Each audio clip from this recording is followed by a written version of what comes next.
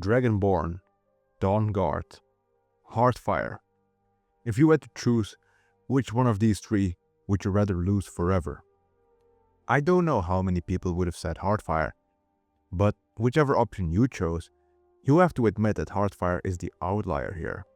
Now you may think that I mean outlier in a sense that it's a building focused DLC rather than a questing or storyline focused DLC. And yes, that's true, but it's not why I'm singling it out today.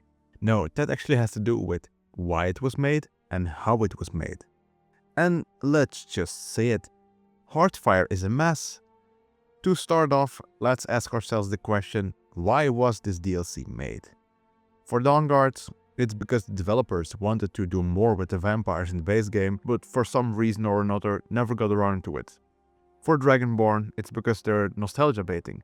Because they wanted to follow up on the events of the eruption of Red Mountain. Combine that with the revisits to familiar locales from Morwind's Blood Moon DLC, and then tie it together with some additional lore about the dragons and Dragonborn. Full disclosure, when I think Dragonborn DLC, the last thing I think about is Mirak. He just doesn't leave that much of an impression. I enjoy the Morrowind-esque political intrigue plot in Ravenrock a whole lot more. But now to get back to Heartfire. Why does that one exist? Well, on the one hand, I don't know. On the other hand, I totally do. Anyone familiar with the Skyrim game jam? It was a little event Bethesda did before the release of the game where, well, as Todd says it, everybody on the team gets to do whatever they want for a week. We know of some of the results of the game jam and you're likely familiar with them. Some of these ideas would later pop up in Dragonborn, quite a few of them would reappear in Dawnguard, but Heartfire? Well, it was built on a foundation of two of these concepts, namely build your own home and adoption. Some fun facts about the clip shown here. This girl Alexa doesn't actually exist in the game or its files. No traces of her or even her name can be found anywhere. Now, I hear you say, doesn't she look identical to Lucia, the beggar child added to Whiterun with the DLC? Well, kinda, but you also gotta keep in mind that children have a whole 3 clothing options available to them with just as many hairstyles. But her and Lucia do seem to have different hair colors. Oh, and they all have identical faces. So I more so believe this is all a coincidence. What's that? With the DLC, children actually have 5 different clothing options? Well, sure, that's true as well, but the game doesn't capitalize on this. Those new clothes aren't distributed to any of the children for more color variety. Even the newly added ones don't make use of them. What's even more interesting than this child though, is the dialogue she's using. The dialogue here isn't one-to-one, but it's clear that someone already put some effort into setting up the system. We can see that Alexa doesn't move her lips though, meaning this dialogue wasn't voiced, and in all likelihood, it wasn't some kind of a feature they cut out of the base game in order to resell it to you. No, they were all still actively workshopping this. And then for the build your own home bit, this is far less intriguing. There is nothing in this clip that even indicates that there's even building functionality present whatsoever. In reality, what you're seeing here is someone either disabling or enabling parts of the worker's house at Mixwater Mill. I can do that too, see? As for the skeletal butler bit, that's very 2011, wow, but he didn't make it into the DLC. I do gotta say that I believe this is also more editing trickery though. You see the worker's house here? It has a door, meaning that in all likelihood a loading zone is attached.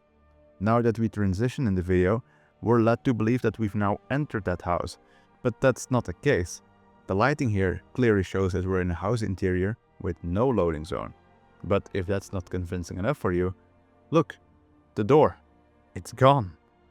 We're in some different place. The compass reveals as much. Now we're apparently close to a giant camp and a cave. I haven't quite sussed out where this is supposed to be, but does it really matter? Oh, and going back to that butler for a moment, this guy was voiced apparently, as he still has this line attached, which is a standard greeting line used for the male cynical voice type. I'm all ears! So yes, your butler would have sounded like Bellator in case you were curious. So now we know that those two ideas combined basically formed the groundwork for the Heartfire DLC as we know it. So how'd they do?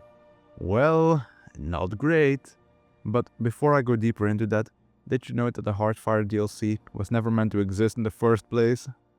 And I do mean just the DLC. Its contents were always meant to appear. Let me explain. Chronologically, the DLC released like this. However, when you look at the files, you'll find that everything related to Dawnguard is prefixed with DLC 1, while all Dragonborn editions are prefixed with DLC 2. Heartfire content has no such numerical distinction. Instead, everything it adds is prefixed with BYOH, or Build Your Own Home. That's all good and well.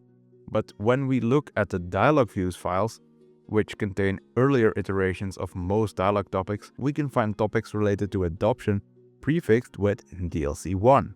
One may assume that maybe their order of release was just changed up, but no. Dawnguard lines are also present here, similarly prefixed, so it looks a lot like Dawnguard and Heartfire might have once been one DLC. Honestly though, I don't mind that they split the two up. Not to defend giving them more money, they were responsible for the Horse Armor DLC after all. No, I'm happy for the split because that way, you don't automatically opt into a house building system if you just want to do some vampire questing or vice versa. I wish Fallout 4 gave me that same option. Just like Fallout 4 though, the Heartfire DLC could have benefited from some more time in the oven.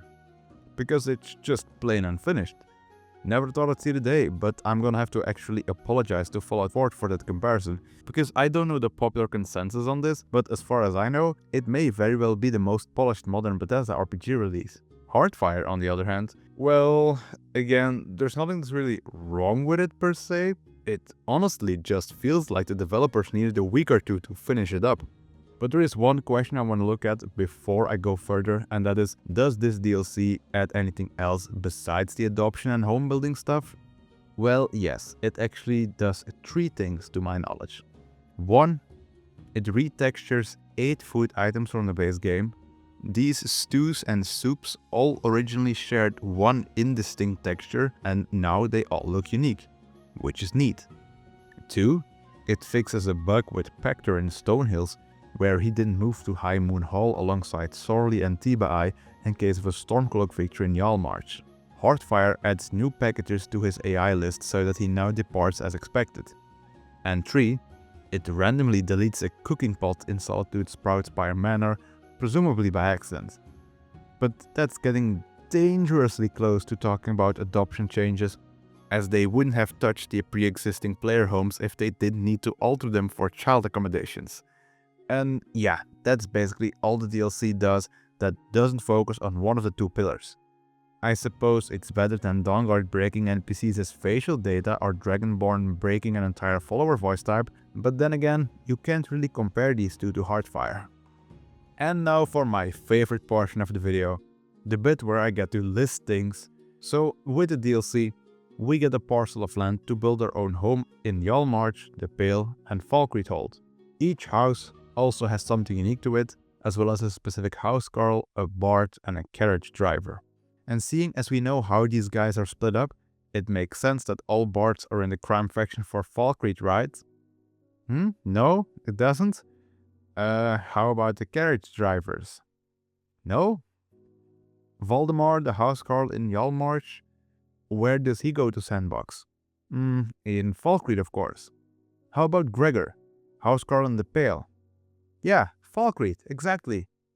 Okay, so, in case you were wondering, a lot of minor AI and faction issues in this DLC are a byproduct of the developers just copy and pasting stuff from the first house they made, Lakeview Manor in Falkreathold, and then just forgetting to tweak settings accordingly for the other houses. Winstead Manor, the buildable house in Yalmarch, definitely got the shortest end of the stick. For example, when you purchase your plot of land, you're supposed to be given a charter for your house. For Winstead Manor, this just doesn't happen. Not because the charter itself doesn't exist.